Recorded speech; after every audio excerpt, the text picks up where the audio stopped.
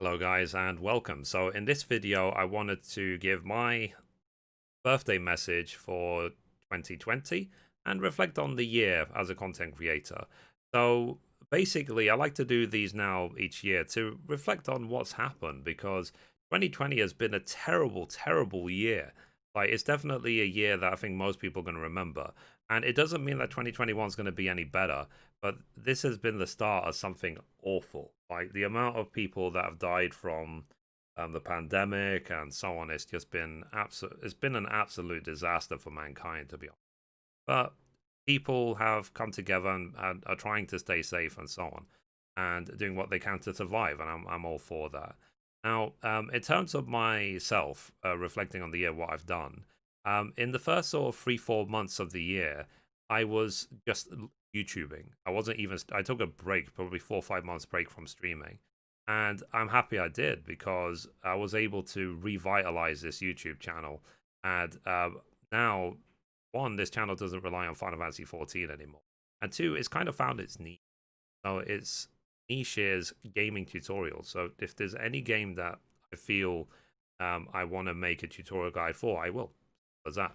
And it's nice having the choice of being able to do that and so on. And I see much more long term potential in YouTube than in streaming generally. So I'm not talking about just streaming on Twitch. I think streaming just as a concept. I feel that streaming takes a lot more hours and it has a lot less money potential.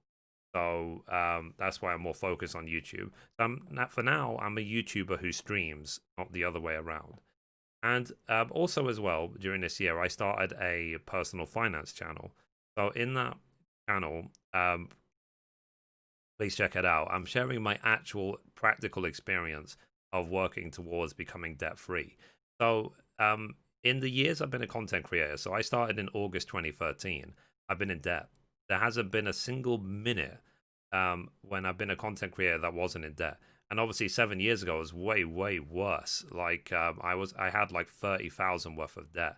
So when I first moved here, for example, 5 years ago, or nearly 5 years ago, basically part of the or the big reason I was so strapped for cash is because like any spare cash I had was going into debt relief.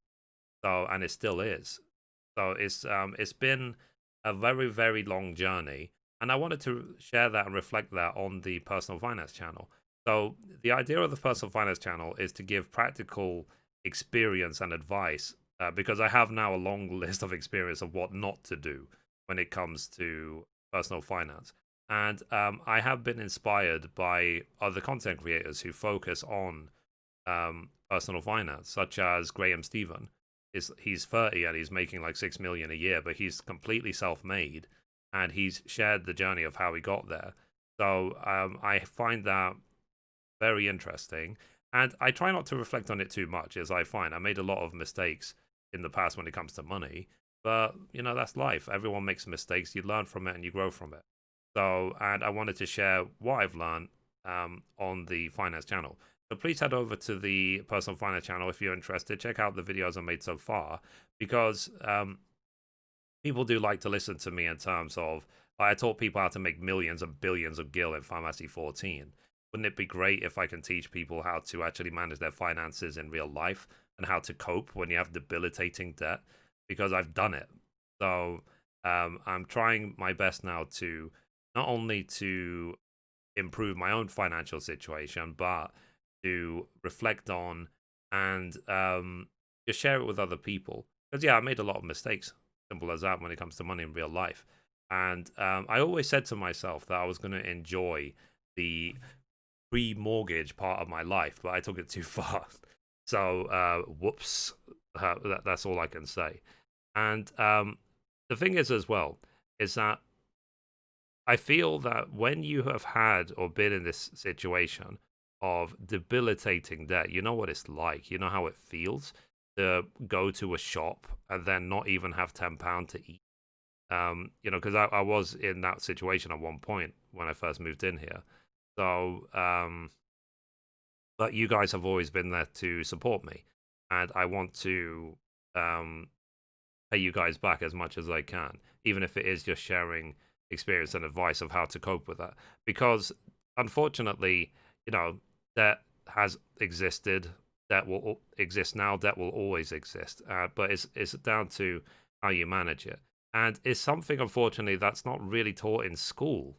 So I don't remember any lesson about how not to get in debt and how to manage it and how to fill out a mortgage application and so on, or practical things which you need in life.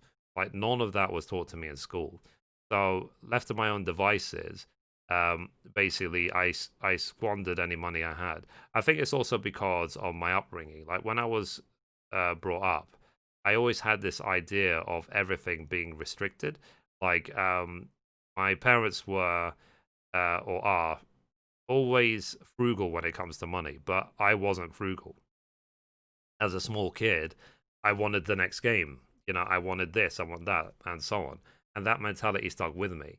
So basically, as soon as I got my own money when I started working, then I flip and binned it, you know what I mean? Because I wanted to just like, finally, I've got money. Let me go buy stuff I want to get. So, and I am spelling out that journey and reflecting on it on the finance channel. I'm reflecting on it more now because of the fact I'm so close to the end of the debt. Because if you look at my finance channel, I made a video a couple of days ago saying that I actually won a complaint against my bank. So it was one, me making a lot of mistakes, but two, there was a lot of financial institutions, especially back then, that took advantage of a lot of vulnerable people when it came to money. And for example, we had the payday loan saga in the UK, where, like with the payday loans, they were charging extortionate amounts of interest, which can sometimes be double, triple, quadruple the amount of the original debt. And it got to a point where they had to put a cap on the amount of debt that you can possibly have. But back then, it was completely out of control. And I think at my worst or lowest point, I had 8 loans.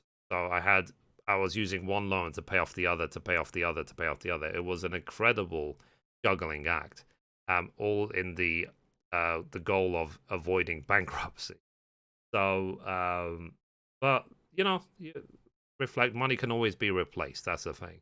I've been able to keep my health, keep my determination, and so on. And now the thing is, I have been reflecting as well on my agoraphobia. So I have been recently diagnosed. Well, when I say recently, I mean like 3 years ago, with severe agoraphobia. And but the thing is, I've always had the issue. Like I used to refer to it as travel anxiety or travel sickness. I even made some videos about it several years ago on this channel. But it's now been officially diagnosed as severe agoraphobia. I've got medication and so on, but it's being managed properly. And so for that reason, I feel better about it. And I have the proper protections in place and people who can help me manage the condition that I have. And it's something I've always had as a kid, but like my parents never pursued it. Maybe they thought I was making it up. Maybe they thought I was exaggerating, or who knows. But I said that I had a very severe issue that was not managed my whole life. And now that, you know, I am independent, I'm 36 now, I am fixing these things around me. And I'm trying to share that experience with the people around me as well. Like, I think it's very important to take these things head on, tackle these things head on. Like, you know, like especially this year, like it's really okay to do whatever you can to survive. Like stay in the pandemic, stay clean. I'm not going to give any more advice than has already been given. Wash your hands. Don't touch your face around your eyes and so on. Wear a mask if you go outside and so on. And then follow any local laws. Because right now, for example, in London, we have tier 4 restrictions, which are very, very repressive, but I can completely understand why they've been put in. And they said they won't be reviewed until the end of the year. And let's be honest, until the vaccine is spread around, I think it's going to last a while. So, yeah. So now, for next year, like the goals, if there's any goals at all, is I want to become debt free. That's my number one. Number two is I want to become partnered on my finance channel. And then after that, just be happy, be safe, maybe exercise some more because one thing I've learned by sort of self isolating the last 2 years is basically um, I need to walk. I need to get around. I could barely walk now. Whereas before, I used to at least commute a little bit towards my job, but I don't commute anywhere anymore. But so it's a good thing not to have to commute. But at the same time, if you're sitting in a chair 12 hours a day, then your legs will disintegrate. So make sure to do some exercise is what I would share. That's why I reflect on that topic. And when it comes to the games specifically that we played this year, Final Fantasy VII Remake was great. Really enjoyed it. I did platinum it, and I'm waiting for part two. I thought it was very good. I didn't think it was amazing, but I thought it was very good. Last of Us Part Two was very depressing, and it was a very depressing year anyway. So it reflected how depressing this year was. And I have my own feelings about Last of Us Part Two, but I still platinumed it. So I can say that I've done everything in the game. And then, what other games did we play? We played quite a few this year. I'm currently playing Assassin's Creed Valhalla. I'm having a ton of fun with it. Um, I think there was a very big disappointment towards the launch of Cyberpunk. I think it was meant to be like the biggest, the most exciting game of the year, and then some of the launch issues were just embarrassing. So I personally, I'm not going to really play the game until February, until they've basically said that they've released all the patches and optimized it the way it should have been from day one. But yeah, I'm just going to sit and wait. And I have other games to play in the meantime. And then I've been having a huge amount of fun recently with Genshin Impact. So I I am trying to focus on what I can do to enjoy myself. But I'm also trying to think of the long term. Like for me, gaming has always been a hobby. Even 20 years ago, it was a hobby. Now it's a hobby. It's a hobby that pays, but it's not a career, not for me. So, like playing games is simply just playing games. It takes no effort. It's and I can't become someone who is not genuine with you guys. I can't become like lovable. I can't become, oh, he's like so funny, so whatever. He cares so much about everyone. Like, because the truth is I'm just me. Everywhere I go, I'm the same. Line. I'm the same when I used to work. I'm the same when I go out with my family or people I know in real life. I'm the same everywhere I go. I can't put on a persona, please, the online community, like, because I think it's like most of the time when I see what happens online, I'm like, basically, the amount of drama is just ridiculous. So, but I like this platform as a way to at least express myself and share my experience and just share my life because these videos will live a lot longer than I will. And it's interesting as well because sometimes I do actually reflect and look back on my own videos, like to see how things have changed over the years. And I think one of the good things that will come out of next year is if I can finally make a video over on my finance channel to say or declare that I'm finally debt free. That will be a big turning point in my life. So, and I'm very much looking forward to it. So, let me know in those comments down below. What's this year been like for you, like generally? Like, I know it's been a terrible, depressing year. So, but I think one thing that's important to do is to reflect and then move on if you can. So, and please check out my finance channel. Like I said, the goal is to make it partnered within the next year. So, for it to become partnered, I need 1,000 subscribers and 4,000 watch hours. I'm about between 15 to 20% of the way there at the time of recording the video. So, we'll see in the next year if I'm able to get it partnered. Is that? And because I just don't feel that me talking about personal finance will fit on this channel. As simple as that, because this is a gaming channel. And we'll see as well what the next generation brings in terms of gaming. And I will always pursue this as a hobby. Even like now, technically doing it full time will only ever be a hobby to me. I can't take this seriously because simply all you're doing is playing games. So that's not a job. I'm not a esports professional player. I can't take, you know, I just can't take it that seriously. I just can't. Like, even after all these years, I can't do it. So for now, it's simply just a hobby that pays. And I'm always trying to think of it the business side because it's something I've been explaining over on my finance channel as well. Is that the way I feel to be safe when it comes to money is to have baskets to have as your income. So one basket, for example, could be YouTube. Another basket could be Twitch. Another basket could be your job. Another basket could be affiliate links and so on. So imagine that they're baskets and they're all catching money. And what that means is if you have so many of them that basically if one becomes weak, let's say you don't do so well on Twitch this month, or you don't do so well on YouTube this month, you have all the other baskets propping you up to keep everything sustained. So it's good to diversify your income. I think that's just a general tip for advice. You shouldn't put all of your eggs in one basket. So, and now I'm at a point where I don't even need a job. I'm not in a rush to apply for work, which is wonderful. And to be honest, like reflecting on the future, because of the growth I'm seeing with everything I'm doing online, and the pace is growing, then eventually, like I will be making more money than I ever made in a job. Simple as that. There isn't any plan or timeline of when that should happen, but I'm hoping it'll happen sooner than later. Simple as that. So, but generally, I think for me, what's the most important is to stay healthy and to stay safe. Also, as well, to just fix these problems one at a time. Because my to-do list right now, I've rag rated it. Rag means red, amber, green. Rated it.